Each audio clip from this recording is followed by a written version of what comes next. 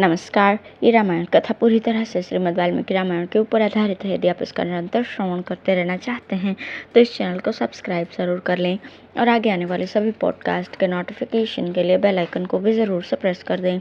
अब हम सुनेंगे 70वां सर्ग, श्री राम और लक्ष्मण का परस्पर विचार करके कबंध की दोनों भुजाओं को काट देना तथा कबंध के द्वारा उनका स्वागत। अपने बाहुपाश से घिर कर वहाँ खड़े हुए उन दोनों भाई श्री राम और लक्ष्मण की ओर देखकर कबंध ने कहा, राजकुमारों, मुझे भूख से पीड़ित देखकर भी क्यों खड़े हो? क्योंकि देव ने मेरे भोजन के लिए ही तुम्हें यहाँ भेजा है, इसलिए तुम दोनों की बुद्धि मारी गई है। यह सुनकर पीड़ित हुए लक्ष्मण ने उस समय पराक्रम का ही निश्चय करके ये समयोचित एवं हितकर बात कही। भ्राताश्री, यह नीच राक्षस मुझको और आपको तुरंत मुंह में ले ले, इससे पहले ही हम लोग अपनी तलवारों से इसकी बड़ी बड़ी बाहें शीघ्र ही काट दें। यह महाकाय राक्षस बड़ा भीषण है, इसकी भुजाओं में ही इसका सारा बल और पराक्रम निहित है। यह समस्त संसार को सर्वथा पराजित सा करके अब हम लोगों को भी यहाँ मार डालना चाहता है। यज्ञ में लाए गए पशुओं के समान निश्चित प्राणियों का वध राजा के लिए निंदित बताया गया है, इसलिए हमें इसके प्राण नहीं लेने चाहिए, केवल भुजाओं का ही उच्छेदन कर देना चाहिए। उन दोनों की ये बातचीत सुनकर उस असुर को बड़ा क्रोध हुआ और वो अपना भयंकर मुख फैलाकर उन्हें खा जाने को उद्यत हुआ। इतने में ही देश काल का ज्ञान रखने वाले उन दोनों रघुवंशी राजकुमारों ने अत्यंत हर्ष में भरकर तलवारों से ही उसकी दोनों भुजाएं कंधों से काट गिराईं। भगवान श्री राम उसके दाहिने भाग में खड़े थे। उन्होंने अपनी तलवार से उसकी दाहिनी बाह बिना किसी रुकावट के वेगपूर्वक काट दी तथा वाम भाग में खड़े वीर लक्ष्मण ने उसकी बाएं भुजा को तलवार से उड़ा दिया। भुजाएं कट जाने पर वो महाबाहु असुर मेघ के समान गंभीर गर्जना करके पृथ्वी, आकाश तथा दिशाओं को गुंजाता हुआ धरती पर गिर पड़ा। अपनी भुजाओं को कटी हुई देखकर खून से लथपथ हुए उस दानव ने दीन वाणी में पूछा, वीरों, तुम दोनों कौन हो? कबंध के इस प्रकार पूछने पर शुभ लक्षणों वाले महाबली लक्ष्मण ने उससे श्री रामचंद्र जी का परिचय देना आरंभ किया। ये इक्ष्वाकुवंशी महाराज दशरथ के पुत्र हैं और लोगों में श्री राम के नाम से विख्यात हैं। मुझे इन्हीं का अनुज समझो। मेरा नाम लक्ष्मण है। माता कैकेयी के द्वारा जब इनका राज्याभिषेक रोक दिया गया तब ये पिता की आज्ञा से वन में चले आए तथा मेरे और अपनी पत्नी के साथ इस विशाल वन में विचरण करने लगे। इस निर्जन वन में रहते हुए इन देवतुल्य प्रभावशाली श्री रघुनाथ जी की पत्नी को किसी राक्षस ने हर लिया है।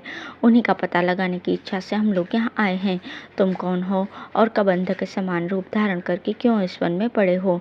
छाती के नीचे चमकता हुआ मुख और टूटी हुई जंघा लिए तुम किस कारण इधर उधर लुढ़कते फिरते हो? लक्ष्मण के ऐसा कहने पर कबंध को इंद्र की कही हुई बात का स्मरण हो आया, अतः उसने बड़ी प्रसन्नता के साथ लक्ष्मण को उनकी बात का उत्तर दिया। उन्होंने कहा, वीरों, आप दोनों का स्वागत है। बड़े भाग्य से मुझे आप लोगों का दर्शन प्राप्त हुआ है। ये मेरी दोनों भुजाएं मेरे लिए भारी बंधन थी। सौभाग्य की बात है कि आप लोगों ने इन्हें काट दिया। मुझे जो ऐसा कुरूप रूप प्राप्त हुआ है, यह मेरी उद्दंडता का फल है। यह सब कैसे हुआ वो प्रसंग मैं आपको ठीक ठीक बता रहा हूँ, आप मुझसे सुने। अब है कबंध की आत्मकथा। अपने शरीर का दाह हो जाने पर उसका श्री राम को सीता के अन्वेषण में सहायता देने का आश्वासन। महाबाहु श्री राम, पूर्व काल में मेरा रूप महान बल पराक्रम से संपन्न, अचिंत्य तथा तीनों लोकों में विख्यात था। सूर्य, चंद्रमा और इंद्र का शरीर जैसा तेजस्वी है वैसा मेरा भी था। ऐसा होने पर भी मैं लोगों को भयभीत करने वाले इस अत्यंत भयंकर असुर रूप को धारण करके इधर उधर घूमता और वन में रहने वाले ऋषियों को डराया करता था। अपने इस बर्ताव से एक दिन मैंने स्थूलशिरा नामक महर्षि को कुपित कर दिया। वे नाना प्रकार के जंगली फल मूल आदि का संचय कर रहे थे। उसी समय मैंने उन्हें इस राक्षस रूप से डरा दिया। मुझे ऐसे विकट रूप में देखकर उन्होंने घोर श्राप देते हुए कहा, दुरात्मन, आज से सदा के लिए तुम्हारा यही क्रूर और निंदित रूप रह जाए।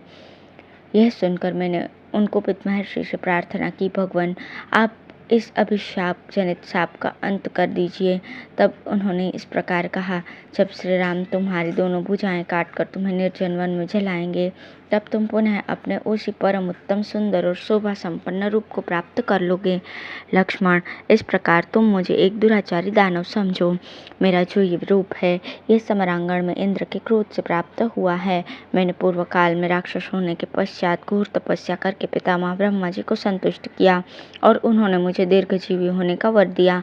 इससे मेरी बुद्धि में यह भ्रम या अहंकार उत्पन्न हो गया कि मुझे तो दीर्घ काल तक बनी रहने वाली आयु प्राप्त हुई है, फिर इंद्र मेरा क्या कर लेंगे। ऐसे विचार का आश्रय लेकर एक दिन मैंने युद्ध में देवराज पर आक्रमण किया। उस समय इंद्र ने मुझ पर 100 धारों वाले वज्र का प्रहार किया।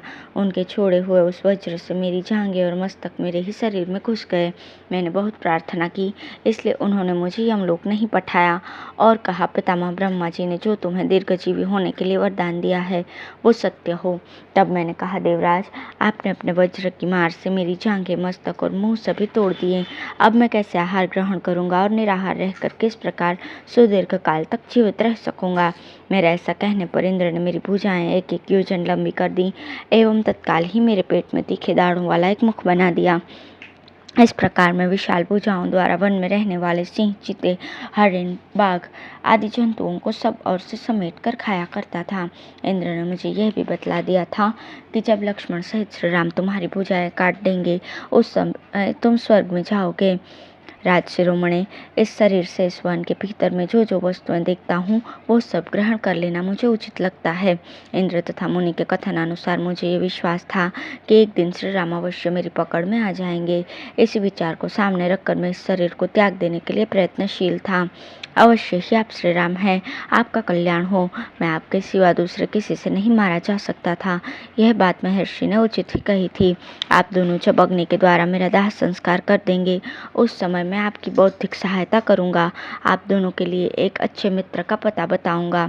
उस दानव के ऐसा कहने पर धर्मात्मा श्री रामचंद्र जी ने लक्ष्मण के सामने उससे ये बात कही, कबंध, मेरी यशस्विनी भार्या सीता को रावण हर ले गया है।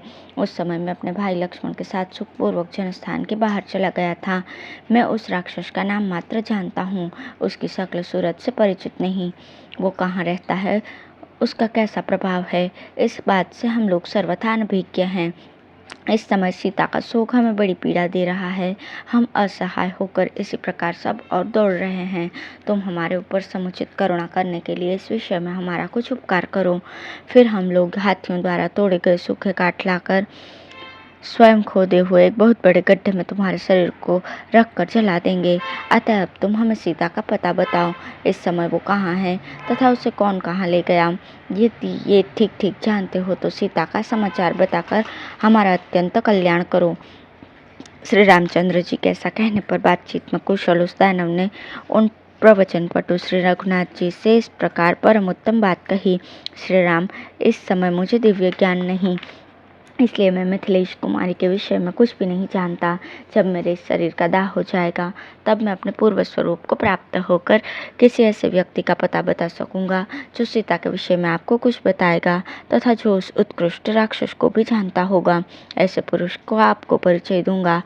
प्रभु, जब तक मेरे शरीर का दाह नहीं होगा तब तक मुझ में ये जानने की शक्ति नहीं आ सकती कि वो महापराक्रमी असुर कौन है जिसने आपकी सीता का अपहरण किया है। श्राप दोष के कारण मेरा महान विज्ञान नष्ट हो गया है। अपनी ही करतूत से मुझे ये लोक निंदित रूप की प्राप्ति हुई है। किंतु श्री राम, जब तक सूर्यदेव अपने वाहनों के थक जाने पर अस्त नहीं हो जाते तब तक मुझे गड्ढे में डालकर शास्त्रीय विधि के अनुसार मेरा दाह संस्कार कर दीजिए। श्री रघुवरनंदन, आपके द्वारा विधि पूर्वक गड्ढे में मेरे शरीर का दाह हो जाने पर मैं ऐसे महापुरुष का परिचय दूंगा जो उस असुर को जानते होंगे। शीघ्र पराक्रम प्रकट करने वाले वीर, न्यायोचित आचार वाले उन महापुरुष के साथ आपको मित्रता कर लेनी चाहिए। वे आपकी सहायता अवश्य करेंगे। रघुनंदन, उनके लिए तीनों लोकों में कुछ भी अज्ञात नहीं, क्योंकि किसी कारणवश वे पहले समस्त लोकों में चक्कर लगा चुके हैं।